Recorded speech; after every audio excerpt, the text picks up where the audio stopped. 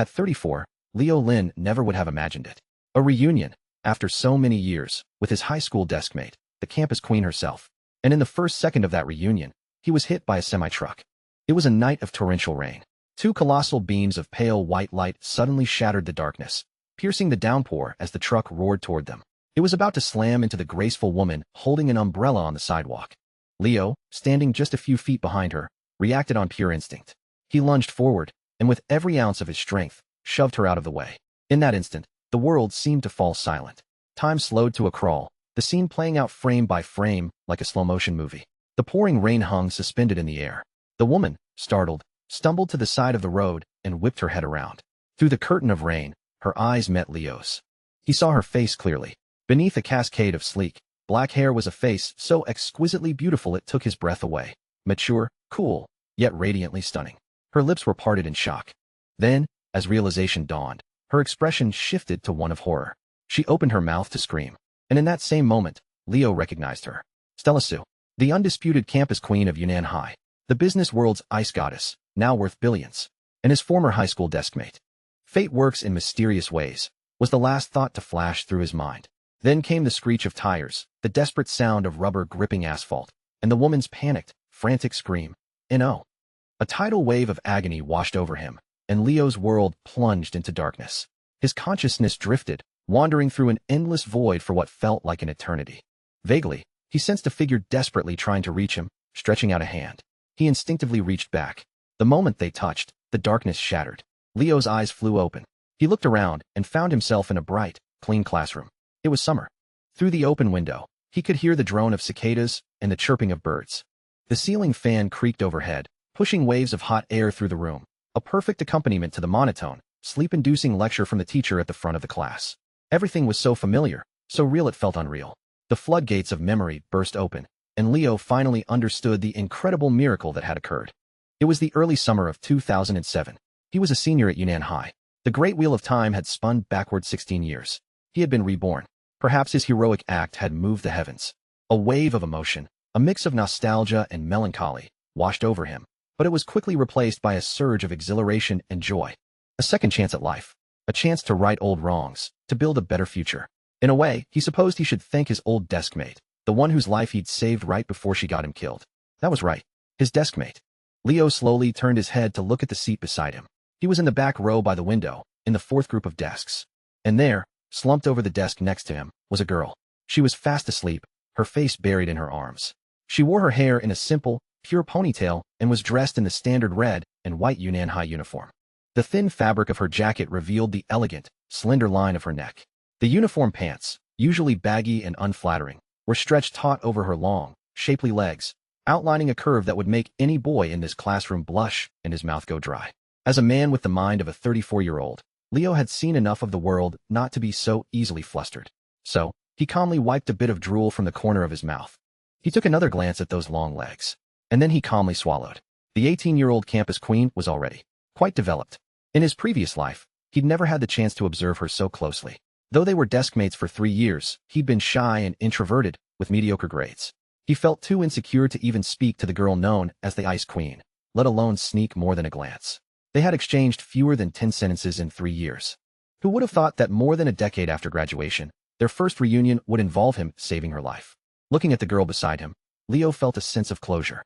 He'd lost his life, but he'd gained a rebirth. He figured that made them even. He wasn't about to get any ideas about pursuing her this time around. After all, the school's renowned Ice Queen wasn't an easy target. Countless boys had tried and failed in their 3 years of high school. Why would she magically melt for him just because he was reborn? It wasn't like she remembered him saving her life. She hadn't been reborn, after all. Leo pursed his lips, ready to dismiss the thought. Leo Lin, are you daydreaming in my class? A voice roared from the front. Mr. Davison, the homeroom teacher, was glaring at him. The other students turned in their seats, their faces full of schadenfreude. Leo froze, unsure how to apologize. But the shout seemed to have woken his deskmate. The campus queen propped herself up, rubbing her sleepy eyes as she slowly lifted her head. And for the first time, Leo saw her face from 16 years ago. Delicate features, a perfect nose. She lacked the stunning, cool maturity of her future self, but possessed a fresh, makeup-free purity that was just as captivating. As Leo looked at his deskmate, she instinctively looked up at him. Across time and space, their gazes met once more. From his perspective, Leo was surprised to see the Ice Queen suddenly freeze. Her cherry-like lips fell slightly open, as if she had just witnessed something utterly unbelievable. Then, before his very eyes, her own began to turn red.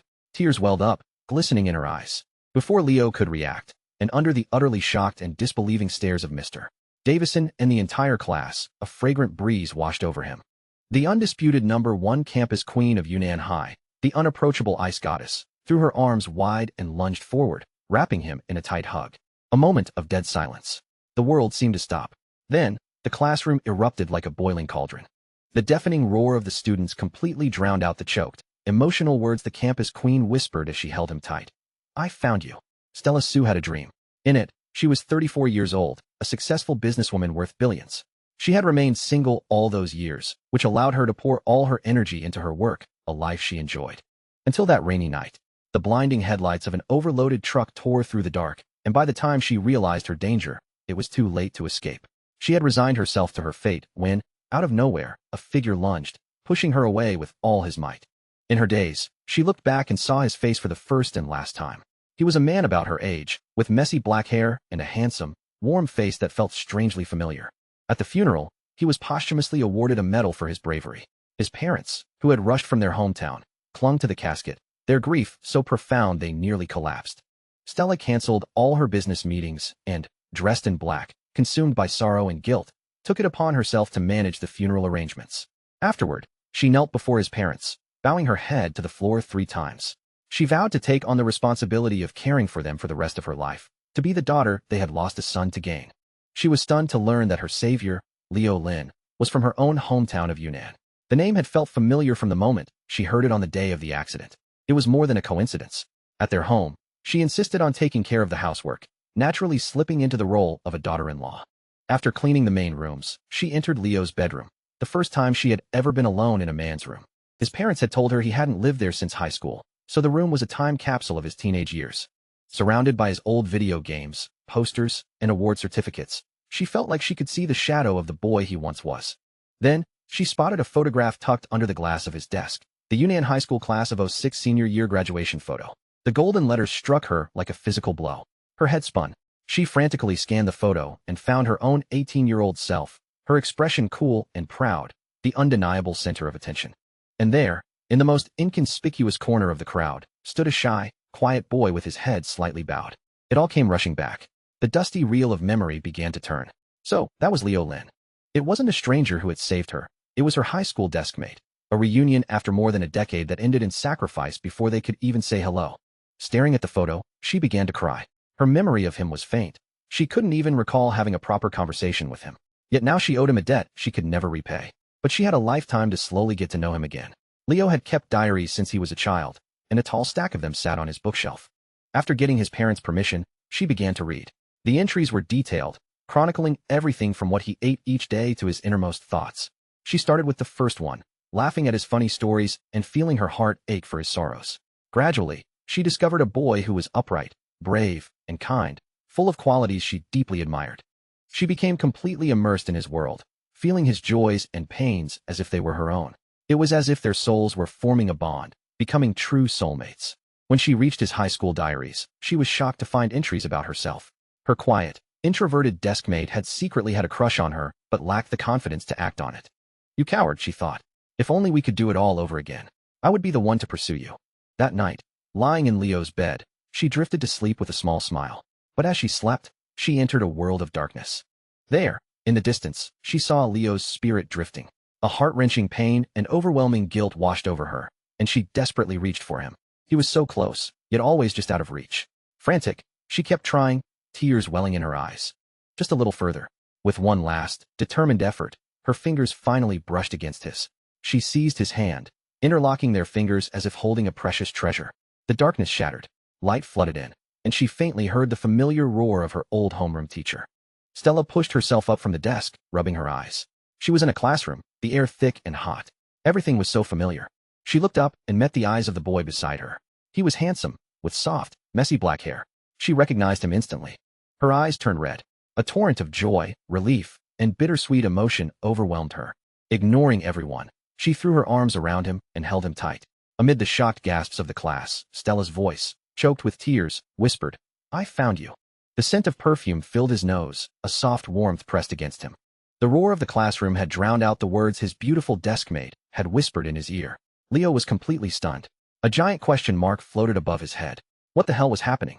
The sheer amount of new information was causing Leo's brain to short-circuit. 1 second, he'd just celebrated his 34th birthday and been killed by a truck. The next, he was reborn in his high school classroom 16 years in the past. And before he could even process that, his campus queen deskmate was crying and hugging him. What kind of plot was this? A single, suspicious thought surfaced in his mind. Was this some kind of setup? Before Leo could figure it out, Mr. Davison, the nearly 50-year-old teacher at the front, was practically exploding with rage.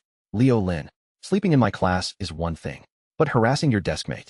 Pretty female students always got preferential treatment from male teachers, and Stella Sue, being both an excellent student and the campus queen, was Mr.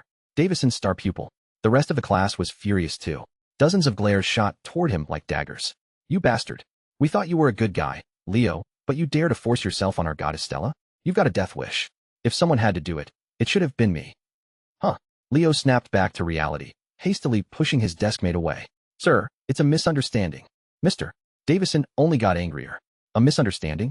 Then explain why you were hugging Miss Sue. Leo felt his world turning upside down. Teacher, open your eyes and look. I'm the victim here. This woman is the one who hugged me. Look at her. She's so pleased with herself she's crying tears of joy. Wait. The more he thought about it, the less sense it made. It was then that Mr. Davison finally noticed his favorite student's tear-streaked, pitiful face. His voice trembled with rage. You made Miss Sue cry? Leo felt like crying himself. I really didn't. The classroom erupted in a chorus of condemnation. Mr. Davison's gaze was now fixed on Leo, as if he were a criminal on death row. He raised his hand, ready to deliver the final verdict. In the midst of the chaos, Stella finally pulled herself together. Her memories had returned, and she understood the situation. She was reborn, back in her senior year classroom, and the man who would one day die for her was once again the teenage boy sitting beside her. Except, it seemed she had just gotten him into a bit of trouble. Enough, Leo, get out. Stand in the hallway for half an hour. Mr. Davison roared, ready to pass judgment. Wait. Stella, having composed herself, stood up. Her eyes were still a little red, but her expression had returned to its usual cool, calm demeanor. She looked at the teacher and said evenly, Sir, you've misunderstood. What just happened had nothing to do with Leo. I was the one who hugged him. The classroom fell silent, then erupted into an even bigger uproar. The students' eyes nearly popped out of their heads. What? Stella hugged Leo? Impossible. Mr. Davison was equally incredulous. You did? Stella, you don't have to cover for him. Just tell the truth, and I'll make sure justice is served.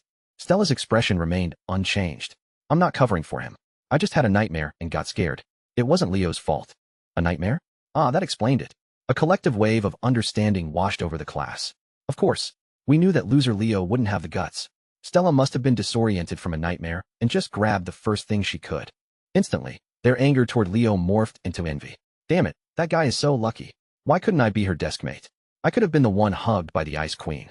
Oh, I see. Mr. Davison's expression softened. You can sit down then. And Leo, I'll let it go this time.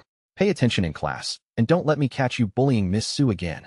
His tone was gentle with her, but when he turned to Leo, it became as harsh as if he were addressing an enemy of the state. Leo muttered. Okay. The difference in treatment was staggering. The storm passed, and the classroom settled back into its usual quiet. The teacher's boring, monotonous lecture droned on. In the back row, Leo let out a sigh of relief. He'd dodged a bullet. Unbeknownst to him, his deskmate had turned slightly, resting her chin on her hand, and was now staring at him with great interest. In her previous life, she had only caught a fleeting glimpse of him before the accident. This was the first time she could truly study her future savior and former deskmate up close. He looked much the same as his future self, still handsome, but with the added innocence and immaturity of a teenage boy. His black hair was messy and a bit long in the front. A decade later, this look would have made him the soft boy type that older women swooned over. Even now, in 2007, if he weren't so shy and introverted, always keeping his head down, plenty of girls at school would have had secret crushes on him. Stella felt a twinge of regret for not noticing him more in her past life. But that was all right. Now that she was reborn, she had all the time in the world to get to know him, to talk with him, to understand him deeply. A small smile played on her lips. Suddenly, Leo felt a chill run down his spine, as if he were being watched by a cunning fox spirit. He turned his head and saw his beautiful deskmate, chin in hand, staring at him without blinking. A question mark appeared over his head. What are you looking at? He mumbled, the words slipping out unconsciously. It wasn't loud, but the teacher's sharp ears caught it instantly. His glare shot to the back of the room like a lightning bolt. Leo Lin, what are you doing now? Before he could answer, a jealous classmate who had been watching them closely immediately raised his hand. I know, sir. Leo was just staring at Stella. What? Leo's world was spinning again. Are you kidding me? This is the second time. Leo had to practically swear on his life to convince a skeptical Mr. Davison that he had absolutely no intention of harassing his star pupil. His life was spared once more, albeit barely. Leo breathed another sigh of relief. Annoyed, he shot a sideways glance at the true culprit, but his deskmate had already turned away, looking as if nothing had happened. Her face was a mask of cool concentration, fixed on the teacher as if she were completely engrossed in the lesson. It made Leo question his own sanity. Maybe he had imagined it. It seemed plausible. The campus queen was a known ice goddess. This aloof and unapproachable demeanor was her normal state. Her, turning to stare at him? Leo didn't think he was that charming. It must have been a hallucination, a side effect of the overwhelming shock of being reborn. He needed to just calm down. Leo mumbled to himself and tried to focus on the hypnotic lecture to avoid getting into any more trouble. He didn't know that as soon as he looked away, the campus queen, while appearing to listen intently, had a faint, almost invisible smile on her lips. Of course she was faking it. Teasing her little savior was far more interesting. However, being as smart as she was, Stella knew she had to be careful to maintain her cover. In everyone's eyes, she was the proud, unapproachable ice queen. If she suddenly became overly friendly with Leo, it would not only raise suspicions, but might also scare her cute little savior away.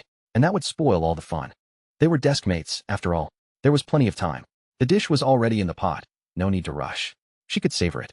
Slowly, bite by bite. At the thought, another smile touched her lips, and she unconsciously licked them. The fleeting gesture was so alluring that a boy in the next row, who had been sneaking glances at her, nearly fell out of his chair. The commotion drew another round of glares and a sharp reprimand from Mr. Davison. But the instigator, Stella, had already resumed her saintly, unapproachable expression, as if nothing had happened. Her cool facade didn't last long. Soon, she couldn't resist sneaking another peek at Leo. It was like being a fan of a celebrity. Before her rebirth, she had read every single one of his diaries and studied all his photos and awards.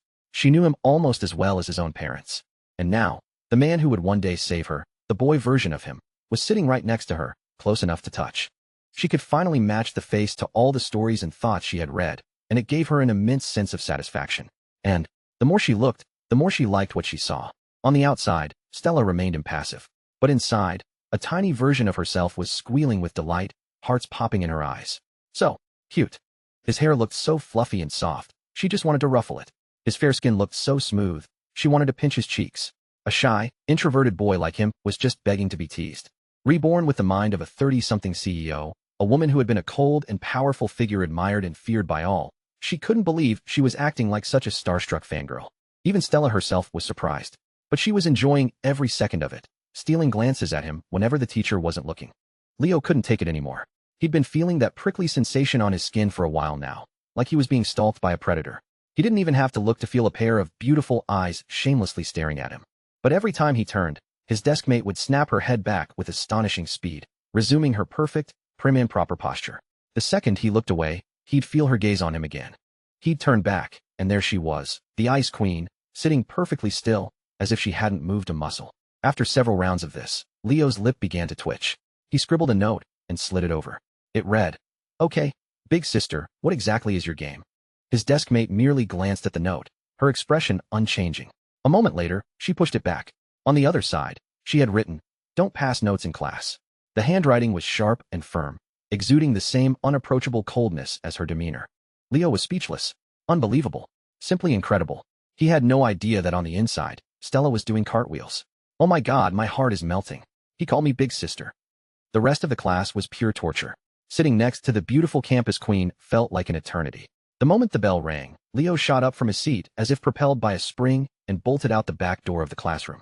He stood in the hallway, taking a deep breath of fresh air to clear his head. This was too weird. His deskmate had been secretly watching him all class. If he didn't know her reputation as the Ice Queen, he'd almost think she was deliberately flirting with him. Just then, a classmate, Zach, sidled up to him, a mischievous grin on his face. He gave Leo a thumbs up. "Leo, my man, you got to hug Stella Sue. You're a legend." Zach was one of Leo's few close friends in high school, an outgoing guy who loved gossip. Leo sighed. It really wasn't like that. It was she who had started it. Zach gave him a knowing look. I get it. She's the campus queen. Guys are lining up for her. It's normal to feel like you're not good enough." Then his tone shifted, and he began to offer some heartfelt advice. "But come on, You're her deskmate. That's a huge advantage. You should go for it. If you actually manage to win her over, you'd be a god. Besides, he added, anything's better than being a simp for Sandra Shun, right? Sandra Shun? The name took Leo a second to place, but then he remembered. That was right. He did have that dark chapter in his high school dating history. Speak of the devil. At that very moment, a chirpy, familiar voice called out from behind him. Leo. Leo turned to see a pretty girl in the school's summer uniform, a top and a knee-length skirt, walking happily toward him, another girl at her side. The first girl had a sweet, lovely face and shoulder-length hair that was perfectly styled with a small, pink bow. Her looks weren't as stunning as his deskmate Stella's, but she was easily at the class beauty level, and her cute, sweet girl type was extremely popular with high school boys. No wonder she had me wrapped around her little finger like a dog in my past life, Leo thought with a sigh of resignation. This was Sandra Shun, the creator of the dark chapter in Leo's romantic history. The reason he'd never pursued his beautiful deskmate in his past life wasn't just his own shyness. It was also because his heart had belonged to Sandra, a girl from another class. It had started with her thinking he was kind of cute and making the first move. With a few flirty moves and damsel-in-distress acts, she had completely captivated the inexperienced Leo, who fell for her hook, line, and sinker. But Sandra, beneath her sweet exterior, was a player. Once she had him hooked, she quickly trained him to be her personal simp and errand boy. All she had to do was crook her finger, and he would do anything for her. The naive Leo back then thought he was making sacrifices for love. He spent most of his $50 weekly lunch money on her, surviving on cheap bread and instant noodles without a single complaint. Yet for all his devotion, the most intimate they ever got was her allowing him to hold her hand twice. Every time he tried to confess his feelings and make their relationship official, she would dodge the question, keeping him on the hook. Aren't we good just the way we are? Why do we need the label of boyfriend and girlfriend, she'd say. But don't give up. I really like how much you like me. Tell you what, my birthday is coming up. If you get me 10 presents and I like them, maybe I'll seriously consider it. So for his high school graduation, Leo spent 2 whole weeks folding a basket of 1,000 paper cranes, bottling a jar of baby's breath, and saving up $100 to buy an authentic Mickey Mouse plushie. He gathered 10 gifts in total. On her birthday, he went to her apartment building in the pouring rain, full of hope, only to see her locked in a passionate kiss with a rich kid from school. The rich kid's hands were already up her shirt. His gift had been a Swarovski jewelry set worth thousands. In that moment, the pure-hearted boy's world shattered. It was a past he'd rather not revisit. But now that he was reborn, Leo had no intention of being anyone's simp again. At this moment, Sandra, who had come up from her classroom with her friend Chloe, had no idea that one of the fish in her pond had already jumped out. She walked up to Leo with a cheerful smile. Leo, Chloe and I want some ice cream. Go to the school store and get some for us. Her tone was completely matter-of-fact. Her friend Chloe chimed in impatiently. Hurry up, there are only 7 minutes left in the break. If you don't go now, you won't make it back. Before Leo could speak, his friend Zach spoke up indignantly. You know there are only 7 minutes left? The store is on the other side of campus. There's no way he can make it back in time. The short break at Yunnan High was only 10 minutes. A round trip to the store would take at least 8 or 9 minutes of hard running. Usually, students waited for the longer, 20-minute breaks. Sandra and Chloe were just craving a snack and were too lazy to go themselves, or even wait. So they'd found their tool, Leo, who would not only do the running but also pay for it. At Zach's protest, Sandra pouted cutely. You can't do it. That doesn't mean our Leo can't. Right, Leo? Listen to that. Our Leo. It was these little verbal hints and ambiguities that she used to reel him in. Classic. Absolutely classic. The old Leo would have been overjoyed and would have sprinted off immediately. But the new Leo saw right through her act. Even her pouting, which he once found adorable, now just filled him with disdain. Still, as a mature man in his 30s, he wasn't about to get into a fight with a teenage girl. He decided to refuse politely, but firmly. Are you feeling okay? Sandra and Chloe both froze, certain they had misheard him. Leo continued. If you're not sick, you can just go get it yourselves. Sandra quickly put on a pitiful expression. But, I can't run that fast. Chloe jumped to her defense. Exactly. Sandra's a girl, with delicate arms and legs. How can you be so heartless? Leo glanced down at Sandra's legs. Below her uniform skirt, her calves were fair and well-proportioned, clad in white ankle socks and red canvas shoes. Leo nodded. Nice legs. Sandra's face lit up with a hint of triumph, thinking she had won him over. She shyly tucked one leg behind the other, a pose that only accentuated them more. So, does that mean you'll go? But Leo's next words came out of left field. Legs like that must be fast. Believe in yourself. You can do it. Huh. Sandra was dumbfounded. What kind of plot twist was this? Was he complimenting her legs like a track coach? Chloe was getting agitated. Leo, can you stop wasting time? Are you going or not? There are only 5 minutes left. Sandra bit her lip, as if making a great sacrifice. Fine. If you go buy us ice cream, I'll agree to eat lunch with you today. After saying this, a victorious look appeared on her face. This was her trump card. Whenever she offered to eat a meal with Leo, he would be ecstatic and agree to anything. This time would be no different.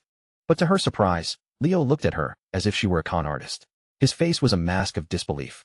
You want to freeload off my lunch money too? Sandra Shun was stunned. The sudden turn of events left her mind buzzing. She was bestowing upon Leo the honor of eating with her, and he seemed displeased. This was not the reaction she had anticipated at all. By now, other students lingering in the hallway had turned their curious gazes toward them.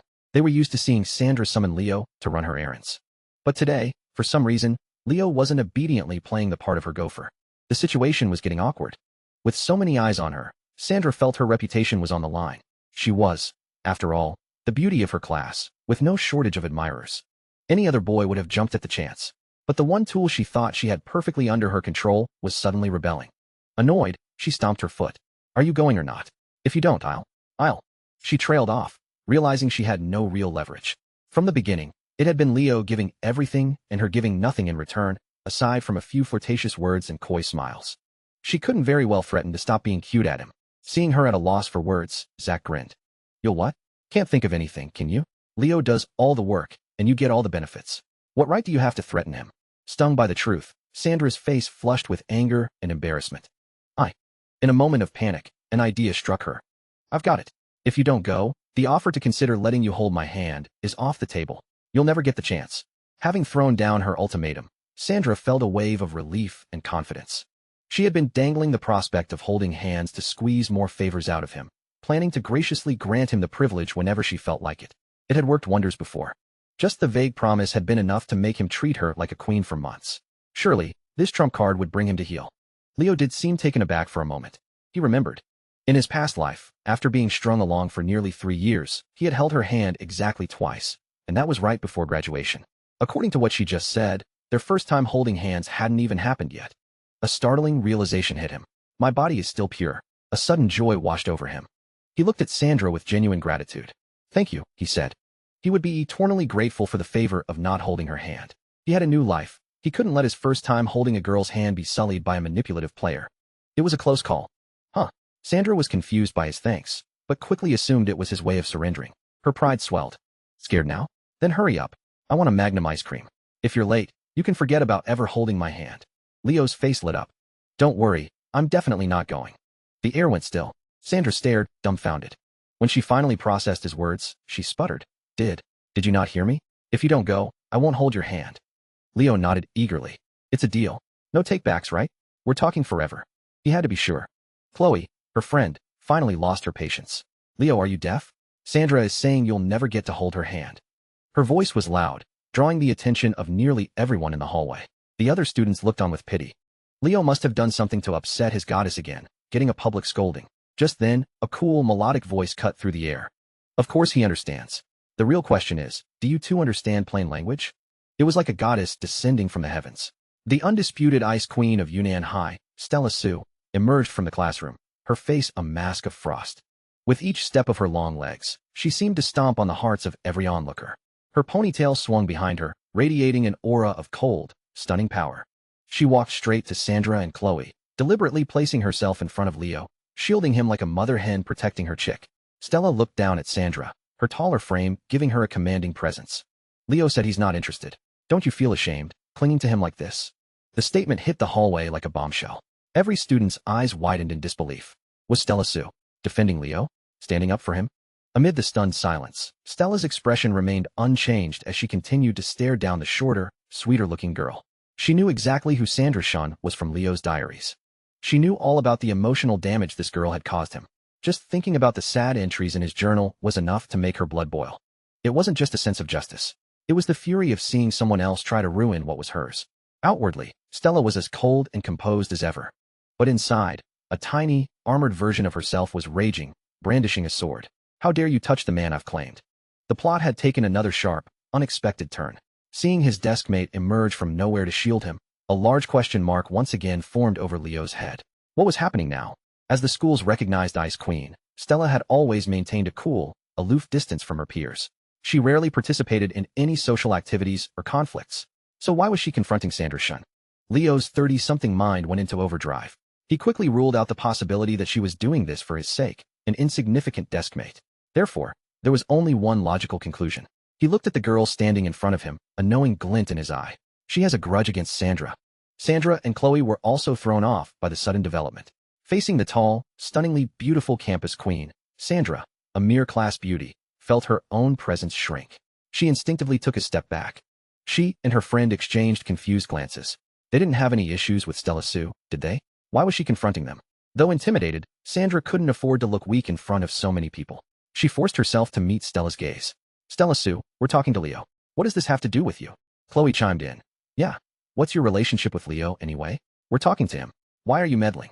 As Stella's cold stare fell on her, Chloe's voice trailed off. My relationship with Leo? A voice screamed inside Stella's head. He was willing to be hit by a truck to save me. What kind of relationship do you think that is? I knelt before his parents and called them mom and dad. What kind of relationship is that?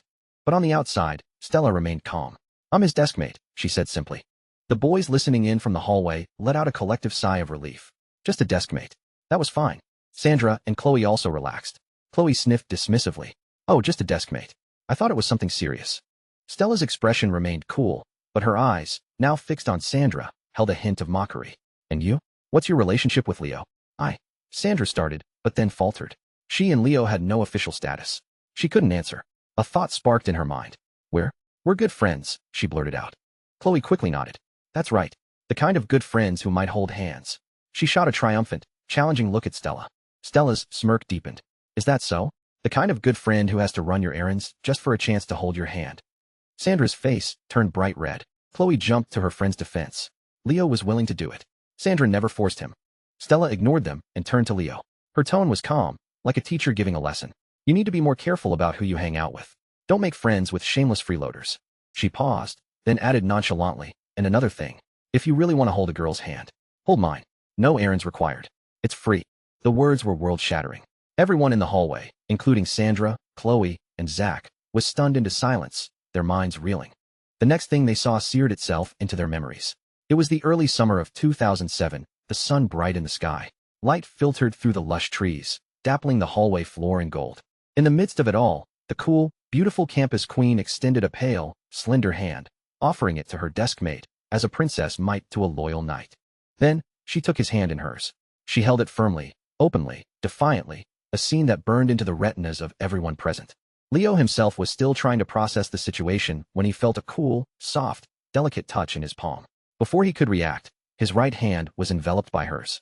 He heard his deskmate's calm voice say, "Class is about to start. Let's go back to our seats." A gentle pull on his hand. And just like that, under the petrified gazes of the entire hallway, he was led back into the classroom by his campus queen deskmate. Just then, the sharp, urgent ringing of the school bell shattered the silence. The students snapped out of their trance, scrambling back to their own classrooms, their minds still struggling to comprehend what they had just witnessed. Only Zach remained, still trying to make sense of it all. He glanced at the dumbstruck Sandra and Chloe, then at the retreating backs of Leo and Stella. A single, heartfelt exclamation escaped his lips. Holy crap, they're for real. In high school, even talking too closely with someone of the opposite sex could start rumors. An innocent touch could make hearts race. To openly hold hands in front of everyone was practically a declaration of war. The scene in the hallway was destined to become the stuff of legend, spreading like wildfire through Yunnan High. But right now, the two people at the center of it all were back at their desks in the last row. The atmosphere was strangely quiet. Leo glanced at his deskmate, trying to form a sentence. He struggled for words. The plot had gone so far off script, he didn't know what to think. This definitely didn't happen in his last life. Sensing his confusion, Stella spoke, her voice calm and even. Don't get the wrong idea. I just can't stand watching people get taken advantage of like that. Holding hands is no big deal. Don't worry about it. As she said this, a tiny version of her was setting off fireworks inside her head. Whoa! I held his hand. First handhold achievement unlocked. Leo's first time in this life. From his diaries, she knew his first time holding a girl's hand had been with Sandra, just weeks before graduation. But in this life, she, Stella Sue, had intercepted. Forget Sandra, the tiny Stella thought. That manipulative girl's filthy hands aren't getting anywhere near him. Hearing Stella's explanation, Leo felt a sense of clarity. It made sense. It fit her icy, righteous persona. But he still hesitated. Stella seemed to anticipate his next question. Maintaining her cool expression, she said, and the offer to hold hands whenever you want. I was just saying that. You don't have to take it seriously. Inside, however, the tiny Stella was shouting. You must take it seriously. My hand is yours to hold, Leo. Anytime. I owe you my life, so don't be shy. Stella looked at Leo, her expression placid. Any other questions? Leo nodded honestly. Yes. He looked down at his right hand, which was still firmly grasped in hers. This hand. Do you think we can stop holding it now? There was a brief pause. Oh, sorry, I forgot. Stella released his hand, as if it were the most natural thing in the world. But inside, her tiny self was pouting. Ah, he noticed. I wanted to hold it a little longer. His hand is so warm. With his hand finally free, Leo breathed a sigh of relief. It wasn't that he wanted to be a saint. It was that he feared for his life. Mr. Davison had been patrolling the hallway just moments before. He was worried the teacher would see them and his second life would be cut short. The last class of the morning was history. The teacher, a frail old man, lectured in a weak, monotone voice, completely lost in his own world. Most of the students were either sleeping or secretly amusing themselves. Some were reading novels on their phones hidden under their desks, others were sneaking snacks. In the back row, Leo decided that, for whatever reason, his deskmate had helped him out. It was only polite to thank her. He scribbled a note and passed it over. Thanks. Stella glanced at it, then continued to stare intently at the front, as if listening to the lecture. She wrote a quick reply and pushed the note back. How will you thank me? Leo was taken aback. He was just being polite.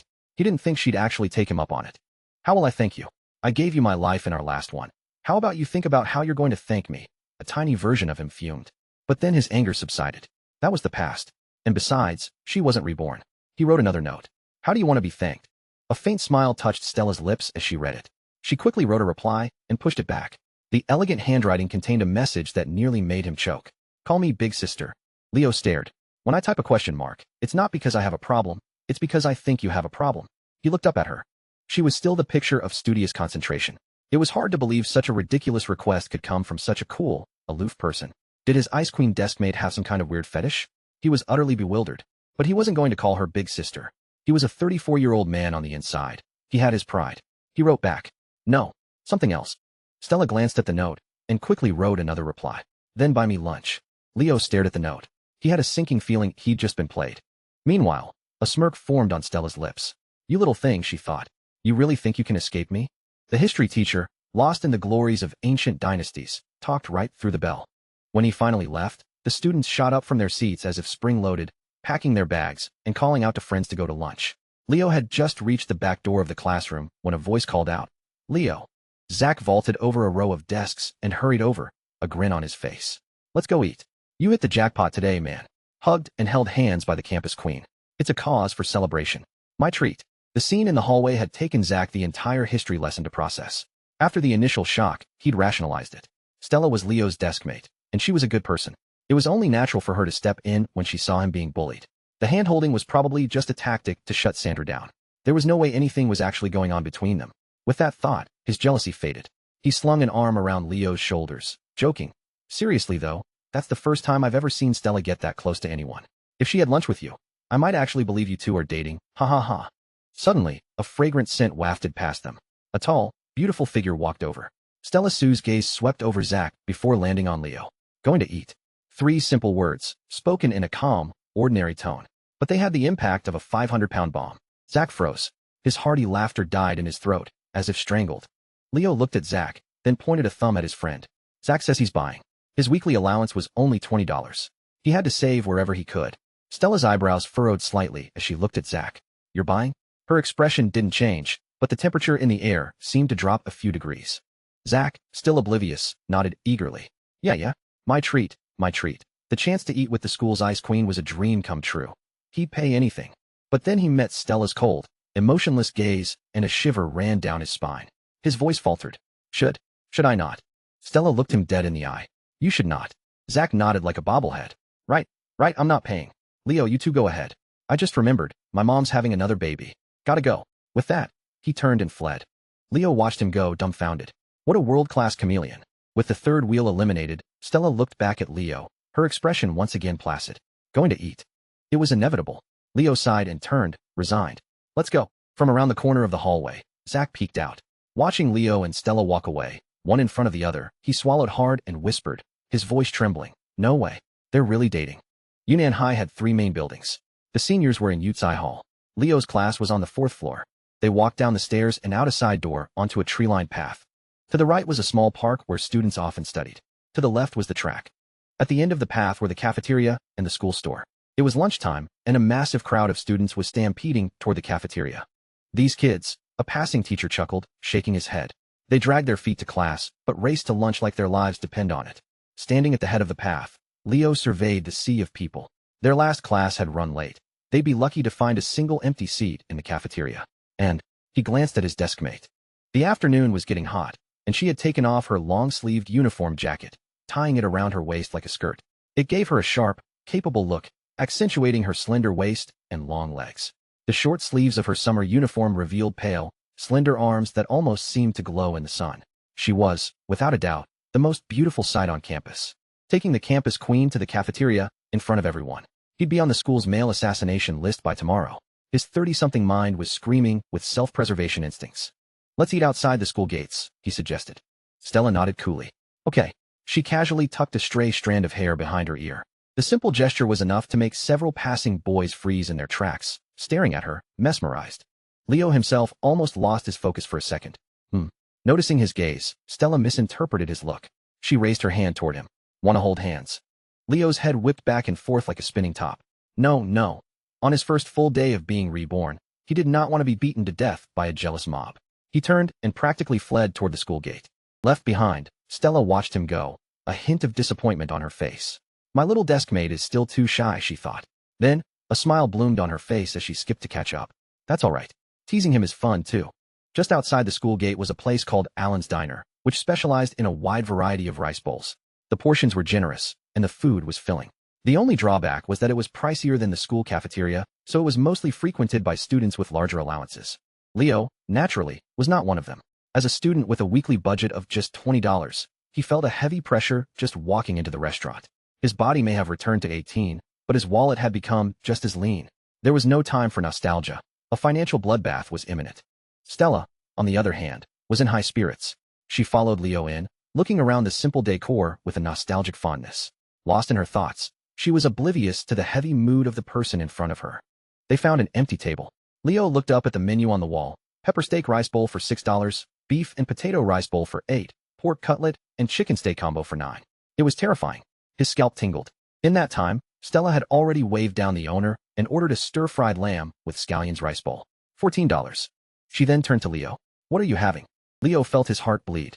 I'll have the tomato and egg rice bowl. At $5, it was the cheapest thing on the menu. Stella frowned. That's it. You're not having any meat. A tiny, disapproving voice chided inside her head. A growing boy needs to eat meat. How can he get by on just vegetables? Leo took a deep breath. It's fine. I'm allergic to meat. In his own head, a tearful mini Leo was crying. I'm allergic to things being expensive. Nonsense. Stella shot him a look that saw right through his lie. She took matters into her own hands and changed his order to the beef and potato rice bowl. She also ordered 2 cans of iced plum juice, opened one, and placed it in front of him. Finally, she delivered a cool lecture. Eat more meat. You need strength to study. Leo was silent. It's easy to say when you're not the one paying. But the order was placed. He took a long swig of the sweet and sour plum juice, trying to soothe the pain in his wallet. Across from him, Stella was delicately sipping her own drink through a straw. She looked at him and asked nonchalantly, Did you spend most of your weekly allowance on Sandra Shin? Leo choked, spraying plum juice everywhere. How did you know? I read your diary, of course, she thought. But her face remained a perfect mask of indifference. Everyone at school knows. I heard it from someone. Leo's head thudded onto the table. He was speechless. His reputation as a simp was that widespread. Seeing him so dejected, Stella assumed he was still hung up on Sandra. Her brow furrowed. This wouldn't do. She couldn't let the man she'd come back for be snatched away by some manipulative girl. But then, looking at Leo, a flicker of worry crossed her eyes. Her sweet, naive deskmate was no match for a conniving player like Sandra. He'd be cheated out of his last pair of shorts if she wasn't careful. No, Stella made a decision.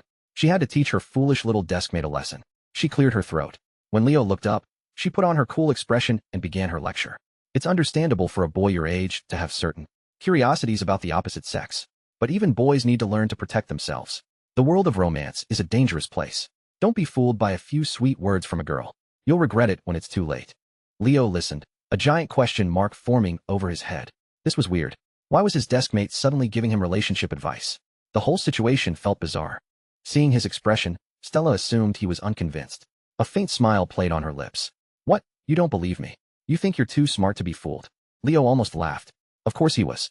He was a reborn man with the soul of a 34-year-old. What hadn't he seen? And here was this teenage girl trying to lecture him. Before he could offer a witty reply, Stella spoke again, her voice calm. First year of high school, Sandra called you Brother Leo once, and you gave her your entire month's allowance to buy a pop star's album. Last winter break, she called you our Leo, and you rode your bike every day for 2 weeks to deliver her breakfast. This year, on New Year's, she said she was considering holding your hand, and you excitedly gave her 2 months' worth of lunch money, just to get a thank you in return. And also, she went on, rattling off a list of events, quotes, dates, and details. She knew everything. Leo was dumbfounded. His mind felt like it was being trampled by 1,000 wild animals, leaving only one word echoing in the chaos. Crap. Seeing him frozen in shock, a smirk flashed across Stella's cool face. There's more. Should I continue? She took a leisurely sip of her plum juice, completely at ease. It was simple, really. She had read every single one of his diaries. There's only one thing more horrifying than your dark past. Having someone recite it back to you, in detail.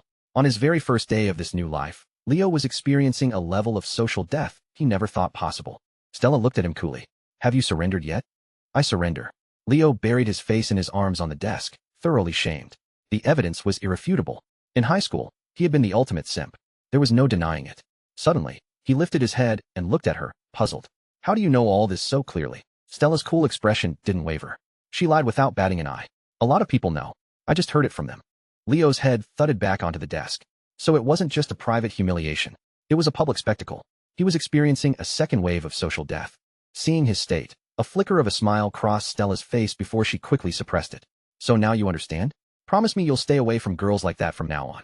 Leo nodded, his face a mask of bitter determination. Absolutely. Not only would he stay away in the future, he wished he could have been reborn 2 years earlier, just to erase that entire history. Satisfied with his attitude, Stella began to eat her rice bowl, pressing her advantage. At your age, you should be focusing on your studies. Getting into a good college is your main priority right now. You're right. So, if Sandra comes looking for you again, ignore her. Okay, if other girls want to hang out with you, you need to learn to say no. Done. If someone like me asks you to buy them a meal, you must refuse. Right. And if you notice any other girls in our class or our year showing interest in you, you report it to me immediately. No problem. Wait, what? Something didn't sound right. Leo looked up, suspicious. Why do I have to report it to you if another girl is interested in me? And why is it okay for you to ask me for a meal, but not other girls? Stella was the picture of calm. I'm the class president, she stated, her face unreadable. It's my responsibility to make sure no one's studies are being affected. As for lunch, that's different. We're deskmates. It's perfectly normal for deskmates to eat together. Was that really a thing? Leo was stunned. He studied her face, but she seemed so cool and composed. There was no hint of a lie. He slowly began to accept it. A girl like the Ice Queen had no reason to lie to him about something like this. What could she possibly gain? It wasn't like she was after him. He relaxed, a small smile returning to his face. Besides, he was a different person now. The old him might have been fooled by a player like Sandra, but this new Leo had the wisdom of a 34-year-old. If his deskmate was trying to pull a fast one, he'd see right through it. He was immune. He felt a wave of gratitude. To think that this aloof campus queen was looking out for him out of the goodness of her heart and her sense of duty as class president. Thank you, he said, his voice full of sincerity. A tiny voice inside Stella's head was cackling with glee. Look at that. He even has to thank me. Outwardly, she just nodded coolly. You're welcome. It's my duty. So, how are you going to thank me? Leo's feeling of gratitude stalled midair, nearly choking him. How do you want to be thanked? Stella pretended to think for a moment, as if the idea hadn't been meticulously planned. Then call me Big Sister. Leo's face darkened. Not this again. She met his gaze, looking as if it were a perfectly casual suggestion. I can't. What would it take? Nothing. It's not happening. I'll pay for this meal. Sis. The change was instantaneous. His expression was so sincere, his tone so full of emotion. He could have been an actor in a heart-wrenching family drama. Stella's expression remained unchanged, though she gave a slight, non-committal nod. Then she stood up, and with a startlingly natural motion, reached out and ruffled his messy black hair. Good boy, she said, her voice casual. She walked to the counter, pulled a 100 yuan bill from her wallet with 2 elegant fingers, and slapped it on the table. The bill, please. Then she strolled out, her back straight, her hips swaying with a grace that was both elegant and surprisingly alluring. Leo stared after her, momentarily stunned. Did she just pat his head? Meanwhile, as the Ice Queen walked out of the diner, her inner self was doing a victory dance. Hee, I got one over on him. His hair is so soft. I'm doing that again. When Leo followed her out, they didn't head straight back to school. Next to the diner was a small convenience store. Stella asked him to wait outside while she went in to buy some wet wipes. For a high school boy to wait while a girl shopped often implied a certain level of intimacy. But Stella, as always, had a perfectly plausible explanation. It's normal for deskmates to go to the store together. All the other deskmates do it. The uses of being a deskmate were apparently endless. Leo, though still a little skeptical, accepted it. She had no reason to lie. What was she after, anyway? So he waited by the door. Just then, a familiar, chirpy voice came from behind him. Leo, he turned. It was Sandra, stepping out of the noodle shop next door. She stood on the top step, arms crossed, looking down at him with a smug expression. Well, have you decided to apologize to me yet? Sandra stood there, arms crossed, feeling a sense of triumph. The scene in the hallway, with Stella Sue taking Leo's hand, had been a huge shock. But after thinking it over with her friend Chloe, she had come to a conclusion. It was all a misunderstanding. A boy like Leo could never have anything to do with a goddess like Stella. It was just because they were deskmates. Stella was probably just trying to keep her deskmate from being bullied too badly. Or, more likely, Leo had begged and pleaded, paying some huge price to appeal to her pity, just to put on a show for Sandra. He's just trying to make you jealous, Chloe had declared with a sneer. That boy is so manipulative, using the campus queen like that. He thinks it'll make you feel threatened. But who would believe he could ever get with Stella Sue? The more he pulls these stunts, Sandra, the more it proves how much he likes you. Just ignore him. I guarantee he'll come crawling back to you before school ends. And sure enough, there he was. Sandra had just finished her noodles and stepped outside, and there was Leo, waiting by the convenience store, just as she'd predicted. Her confidence soared. Let me tell you, she said, her tone imperious. If you want me to forgive you this time, it's going to take more than just a few gifts. Apologize? Leo looked at her like she was crazy. Apologize for what? He was waiting for his deskmate. Where did this girl even come from? Sandra just smiled knowingly. You always eat in the cafeteria? You came all the way out to the front gate. You were obviously waiting for me. Don't bother denying it. Leo almost laughed. So average, yet so confident. I wasn't waiting for you. If not me, then who? She scoffed, convinced she had him all figured out. Leo, I see right through your little games. I know you're just trying to make me jealous, going to all that trouble to get Stella Sue to play along with you. But do you really think I'd fall for such a childish trick? Mentioning Stella's name was a mistake. It instantly brought back the mortifying memory of having his entire history of simping laid bare in the diner. A vein throbbed in Leo's temple. His deskmate was right. Getting tangled up with this person would only lead to misery. He was done with it. He cut her off, his voice dripping with sarcasm. You're right. You're right. You've seen through it all. You're a real genius. Are you done? If you're done, you can go back to wherever you came from. I'm waiting for someone. Sandra was thrown by his completely unexpected attitude. The boy who had always been so eager to please her was now looking at her with disdain. Accustomed to being treated like a princess, she felt a surge of anger. Leo, what is that supposed to mean? I'm telling you, this is your last chance. Apologize to me, right now, or you'll live to regret it. Just then, Stella, having finished her shopping, was about to exit the convenience store. She heard Sandra's indignant shout and paused.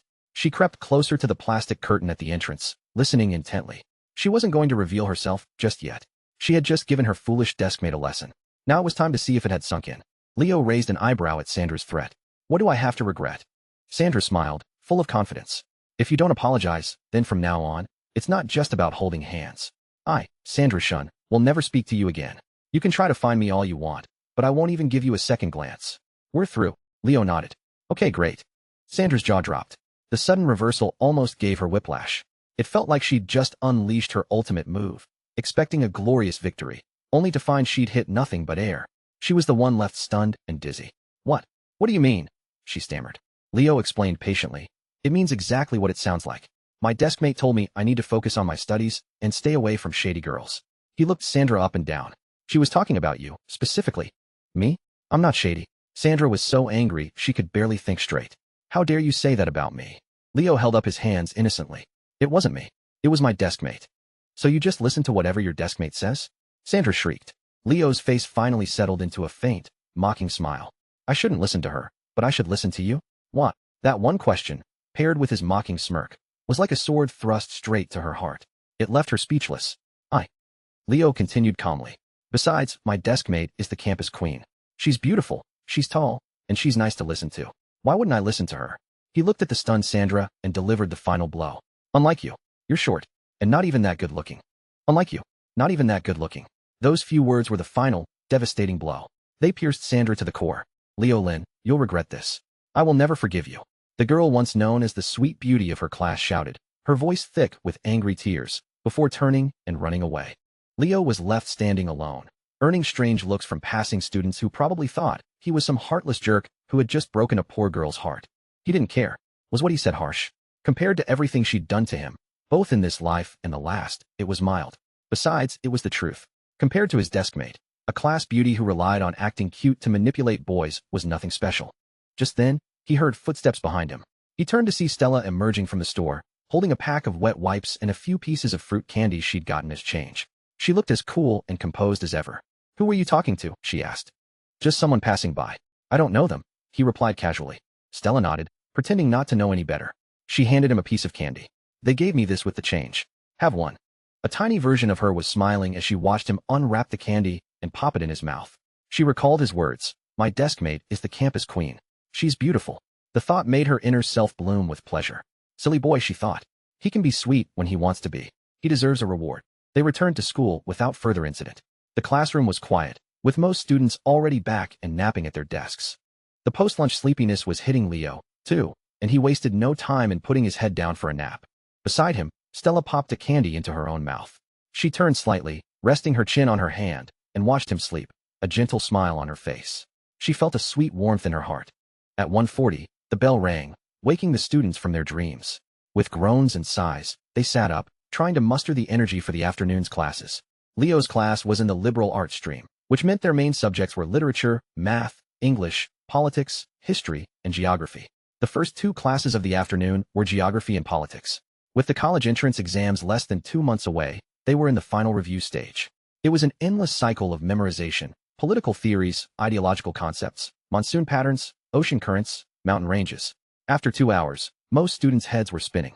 Only a handful of top students seemed to thrive on it, their eyes bright, their pens flying across notebooks. Stella was the best of them all. She wasn't just the most beautiful girl in school. Her grades were consistently among the top 3 in their year. In her previous life, she had scored so high on the exams that she was the 3rd highest in the entire province for liberal arts. She really is ridiculously talented, Leo mused, glancing at his deskmate. He admired the sight of her, so focused and serious, so close to him. In comparison, he was a complete failure.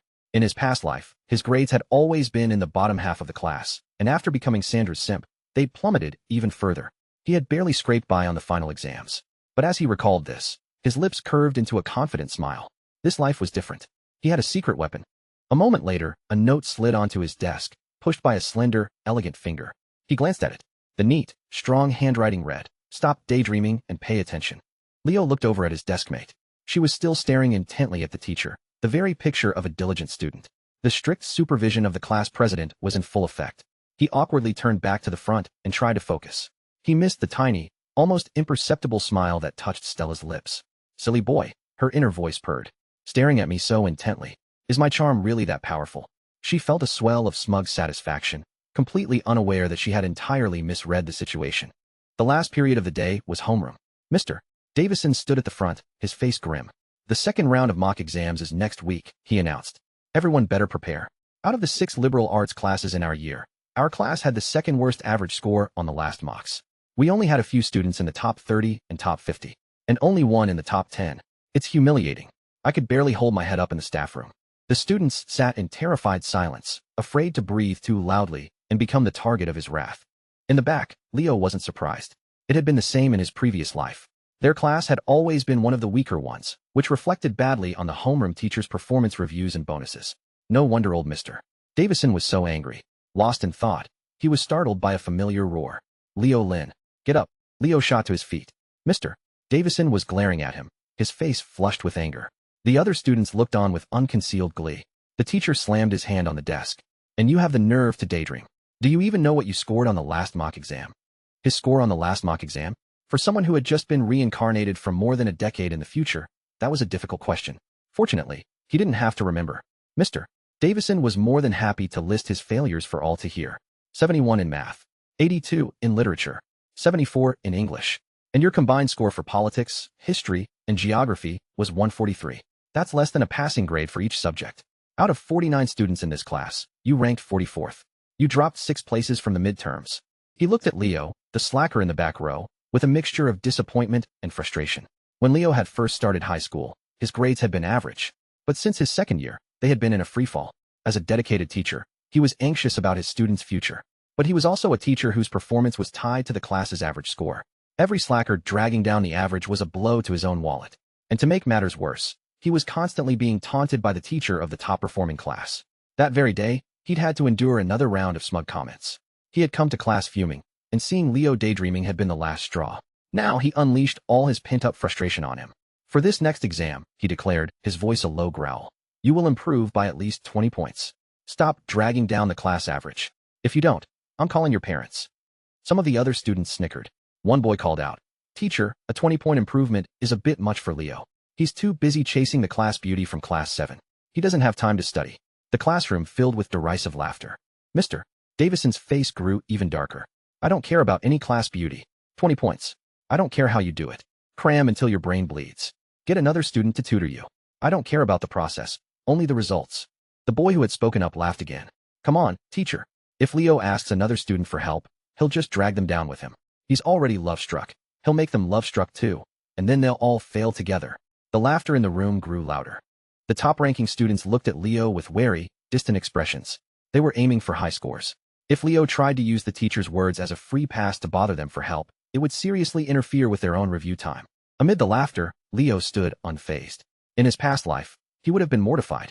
But now, with the soul of a 34-year-old, he had a much thicker skin. And besides, improving his score was no longer a difficult task. No one in this room knew about the secret weapon he now possessed. He just smiled and looked at the teacher. It's okay, sir. I can study on my own. He paused, then added sincerely, I'll work hard not to drag the class down. I'll aim for an improvement of about 200 points. The classroom erupted in a roar of laughter. The boy who had been mocking him was practically choking. 200 points? Why don't you just aim for the moon while you're at it? I'd be surprised if you could even manage to. He turned back to the teacher.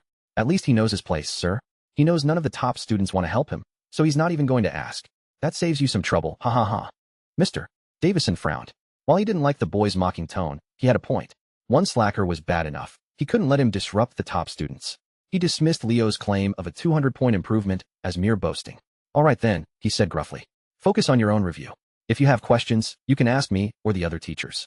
Before he could finish, a clear, cool voice cut through the room. He doesn't have to ask anyone else. I'll do it. The classroom fell silent. Every eye turned toward the sound. There, in the back row, standing shoulder to shoulder with Leo, was the school's ice queen. Stella Sue's cold gaze swept across the classroom, and the students who had been laughing at Leo moments before quickly lowered their heads, avoiding her eyes. She looked at Mr. Davison, and as if to ensure everyone understood, she repeated, her voice calm and clear, I'll tutor Leo. The words hung in the air for a second before the entire classroom exploded. The class was in an uproar. Leo was just as stunned as everyone else. He had been ready to make a grand, confident declaration, but his deskmate had just stolen his thunder completely. The students couldn't believe their ears. Stella Sue, the ice queen, was famously aloof. She barely associated with the other girls, let alone the boys. Many had tried to use the excuse of asking for academic help to get close to her, and all had been brutally shot down. But now, for Leo, a student whose grades were circling the drain, she was volunteering to be his personal tutor? No, that's not a good idea. The boy who had been mocking Leo the loudest was the first to protest. Teacher, Stella needs to focus on getting first place in the year for our class. She can't be dragged down by Leo. Mr. Davison, equally surprised by his star pupil's uncharacteristic offer, hesitated. That's a good point. Maybe it's better if. Stella cut him off. It's fine, sir. As class president, it's my duty to help my classmates. Tutoring Leo won't affect my own studies. In fact, explaining the material to someone else will help me master it better. Her reasoning was calm, logical, and persuasive. Mr. Davison nodded in agreement. All right then, he said, making his decision. The task of tutoring Leo is yours. Just make sure it doesn't take away from your own review time. His tone was warm and encouraging with her, but when he turned to Leo, it instantly became sharp and loud. And you, Leo, you better appreciate this opportunity and learn from Miss Sue with humility. If you slack off and negatively affect her studies, you'll have me to answer to. I understand, Leo mumbled. They both sat down. As Mr. Davison continued with other class announcements, Leo leaned over to his deskmate and whispered, You really don't have to. I can handle it on my own. Her reply came back, cool and clipped. Don't get the wrong idea. I'm not doing this specifically for you. It's just my duty as class president and your deskmate. Oh, thanks, Leo said. You're welcome. Stella's expression was as unreadable as ever. But in reality, when she had seen the whole class laughing at Leo, she had been furious. She had stood up without a second thought, determined to defend him. If you all won't help my cute little deskmate, fine. He doesn't need you anyway. I'm all the help he needs. Of course, it wasn't just about defending him. Her inner self was already celebrating. One-on-one tutoring sessions. Another perfectly legitimate reason to get close to him. Where should we start? Maybe with some hand-in-hand instruction?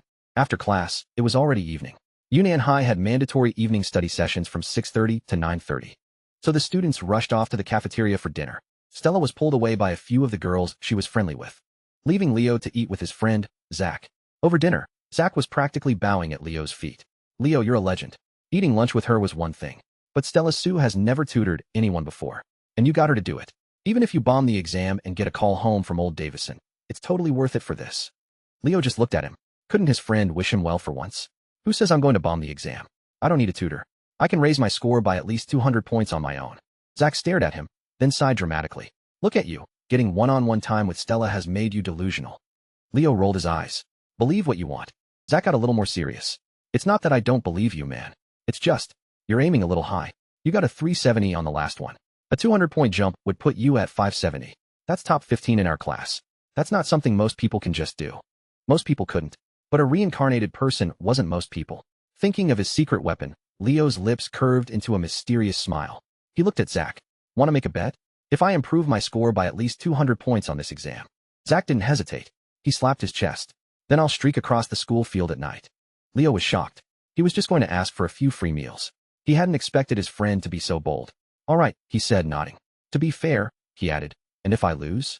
Zach put on a righteous, brotherly expression. If you lose, I won't make you do anything like that. He leaned in conspiratorially. Could you share your secrets? How did you win over Stella Sue? You could start a master class. Leo just stared at him, bewildered.